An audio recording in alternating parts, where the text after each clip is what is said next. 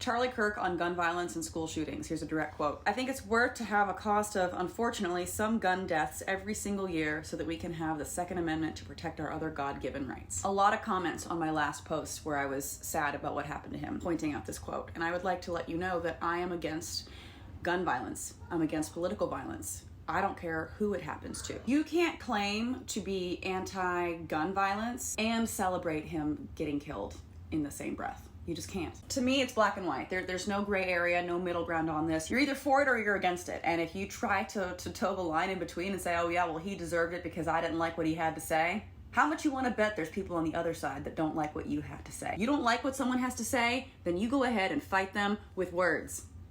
Present better ideas. Win a debate. Another quote. "I can't stand the word empathy, actually. I think empathy is a made-up, new age term that does a lot of damage." And people want to know, why do you have empathy for someone who would never have empathy for you? Because that's not how I work. That's not how we should work. We should not only have emotions and be a good person and feel for people and, be against violence only when it's convenient for us. But if it happens to someone we don't like, then that just disappears. Don't let someone take who you are away from you. If you are a person that is anti-violence, anti-gun, anti-hate, be that person today, tomorrow, yesterday. I don't care if he said the worst possible things in the world.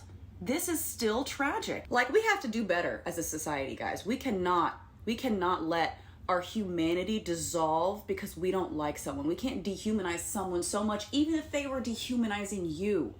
It shouldn't matter. Be a better person. Set a standard, right? We have to start somewhere. We can't just use someone's shittiness over here to justify our shittiness over here, because then our shittiness over here is going to be used for someone else for them to justify being shitty, and it will never end. The liberals versus the Democrats and this nasty divide we have. It's got to stop. Melissa Hortman and her husband. You guys remember that? She was a Minnesota state representative, Democrat, and was killed along with her husband and dog by someone who was essentially a Christian nationalist. I do not put the responsibility of this crazy person on Christians or Republicans. But people are going to politicize the shit out of whatever they can to create a bigger and bigger and bigger divide, and they're going to justify hatred. Blessed by Evil, thank you very much for your comment. In my opinion, not feeling bad about the death of someone who legit had no humanity is not society losing their humanity. I 100,000% disagree with you, and I've already explained why. Why should I feel bad for him when he would have no empathy if myself or any of my friends were killed?